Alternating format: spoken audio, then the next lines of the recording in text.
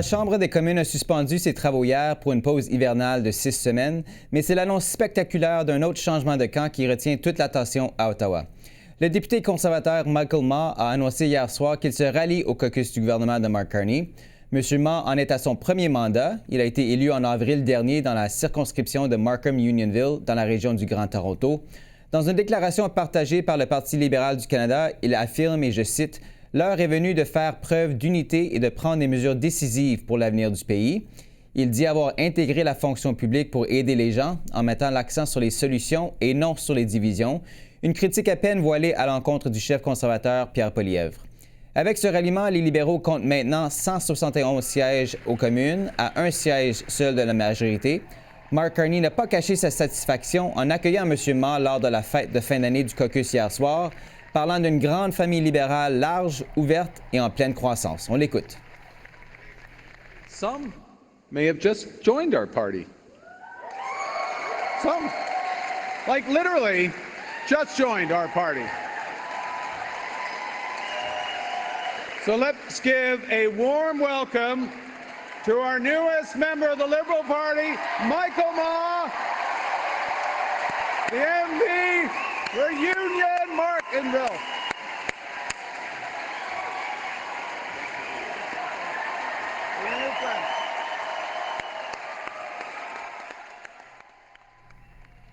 Et aujourd'hui, en point de presse, le leader du gouvernement à la Chambre des communes, Stephen McKinnon, a laissé entendre qu'il y aurait peut-être d'autres députés conservateurs qui songeraient eux aussi à changer de camp.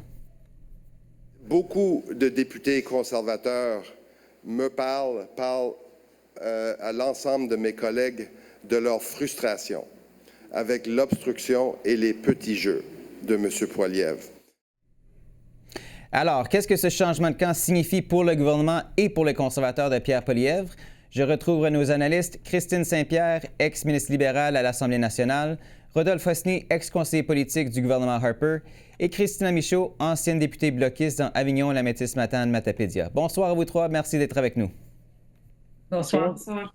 Alors, Christine, c'est une vraie réussite pour les libéraux de Mark Carney. Certainement, ça a été toute une surprise ici sur la colline du Parlement hier. Votre réaction donc à cette décision de M. Mah, est-ce que ça signifie pour les libéraux à l'approche de la pause hivernale?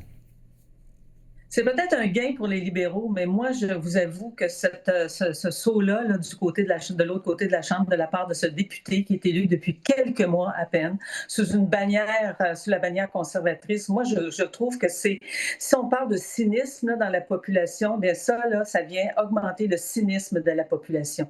Cet homme-là, il connaissait Pierre Poilievre, son style, sa façon de parler, sa façon d'agir ou de réagir. Et là, soudainement, on lui fait des beaux yeux, puis il change de bord. Je vous avoue que je trouve que c'est décevant et ça ne devrait pas se produire, ce genre de choses-là. Quand on est élu sous une bannière, on reste sous la bannière avec laquelle on est élu.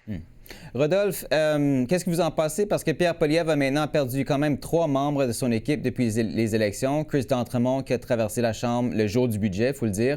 Matt Genroux qui prévoit démissionner d'ici le printemps. Et maintenant, M. Mah qui change de camp. Qu'est-ce que ça nous dit du leadership de M. Poilievre? Non, c'est sûr que ce n'est pas une bonne nouvelle pour M. Poilievre. Ce n'est pas une bonne nouvelle parce que c'était un candidat de son équipe et ça, il ne faut pas l'oublier. Mais d'un autre côté, écoutez, M. Mah, c'est un drôle d'oiseau. Là, ça veut dire il était au party de Noël des conservateurs. Il a fait une photo avec Pierre Poilievre et le lendemain, il va au party de Noël des libéraux. Et comme Christine vient de le dire, c'est pas quelqu'un qui a une historique dans le Parti conservateur et qui peut dire, OK, oui, j'étais plus progressiste ou j'aimais pas le chef, etc., comme peut-être plus Chris d'Entremont, qui est conservateur, progressiste conservateur depuis 10, 15, 20 ans. Lui, il vient de se faire élire. Ça veut dire, c'est quand même, je pense, très cynique. Mais non, ce n'est pas une bonne nouvelle pour les conservateurs. Je pense qu'il y a des très sérieuses questions à se poser sur le recrutement de ce candidat. Comment ça se fait que, je ne sais pas, on n'a pas eu de doute sur ses allégeances. Et oui, avoir un vote de confiance pour M. Poilievre, c'est pas bien. Et aussi, ça diminue le fait qu'il n'y aura probablement pas d'élection en 2026 si M. Carney arrive à gagner comme ça sa majorité en recrutant encore un seul transfuge. Christina, M. Poilievre fera l'objet d'un vote de confiance lors du congrès de son parti à la fin janvier à Calgary. Évidemment, ce sont les membres du parti qui voteront, donc c'est peu probable qu'ils perdent ce vote. Mais quand même, dans l'électorat en général, comment vous pensez que se porte M. Poilievre et avez-vous l'impression qu'il tire des leçons de tous ces revers qu'il cumule au cours de cette année?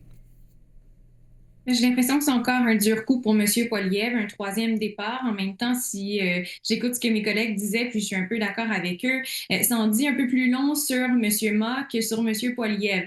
Peut-être que oui, certains ne sont pas d'accord avec les politiques de M. Poilievre, mais là, de partir tout juste après avoir été élu, on se pose des questions sur son allégeance sincère envers le Parti conservateur.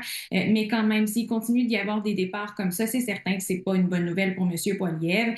Et bien, on saura plus au vote de confiance en janvier. Comme vous l'avez dit, c'est les membres qui votent. Alors même s'il y a des membres du caucus conservateur qui sont mécontents, bien, c'est pas toujours eux qui ont le dernier mot. Ce sont les membres du parti. Alors c'est à suivre. Mais ce que ça me dit pour les libéraux, c'est qu'ils sont vraiment en mode recrutement et qu'ils travaillent plus à se tricoter une majorité à l'aide de transfuges que d'essayer de travailler avec les partis d'opposition pour avoir leur appui lors de votes de confiance qui vont venir assez rapidement là, au retour des fêtes.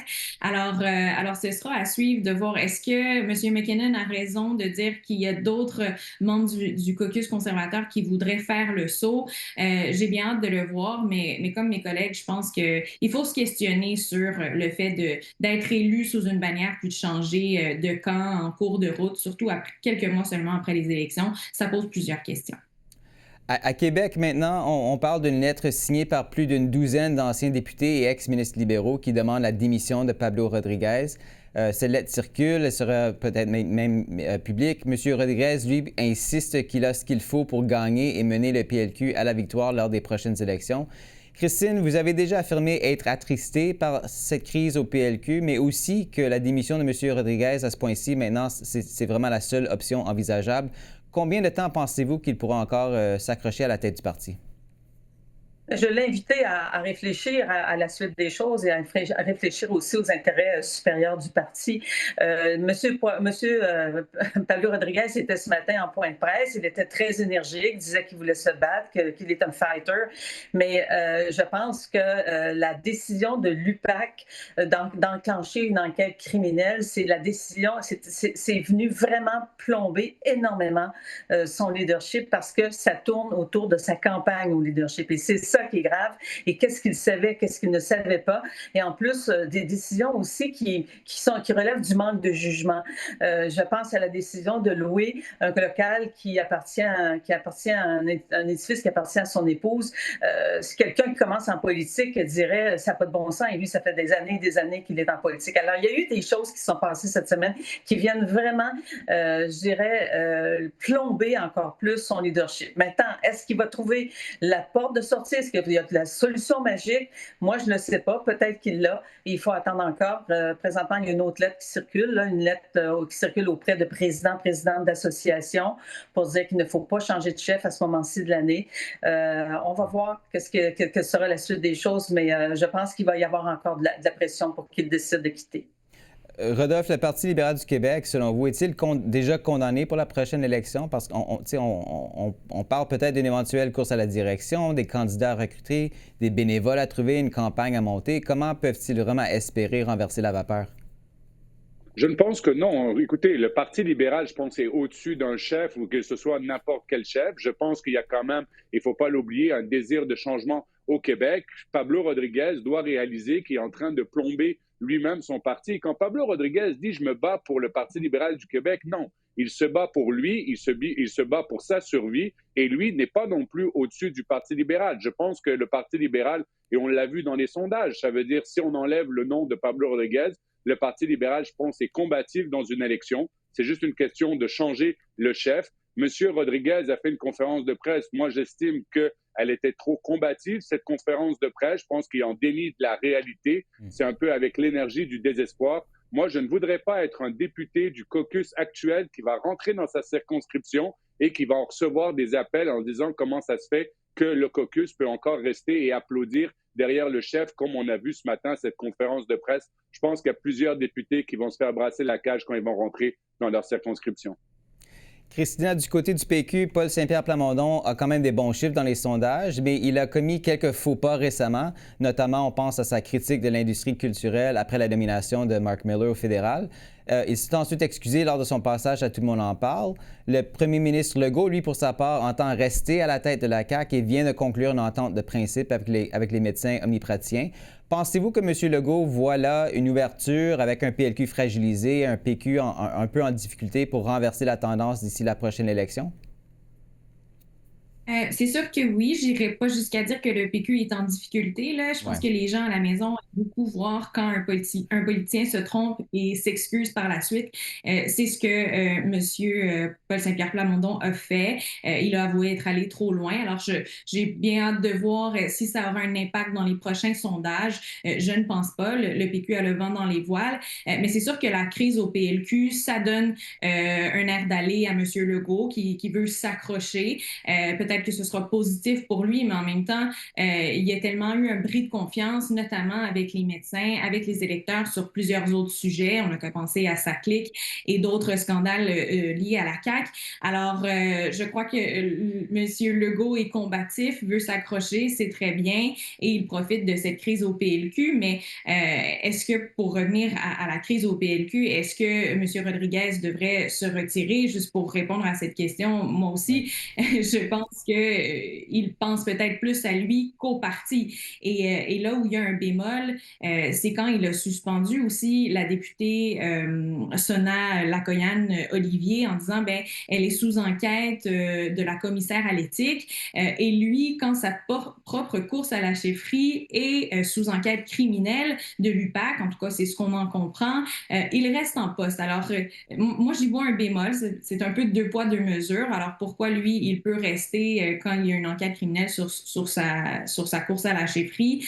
Je pense que le temps des fêtes va peut-être faire du bien. Il sera moins sous les projecteurs, mais quand même, c'est une grosse tempête à surmonter. Et je pense que le Parti libéral s'en tirerait mieux peut-être avec un nouveau chef, malheureusement.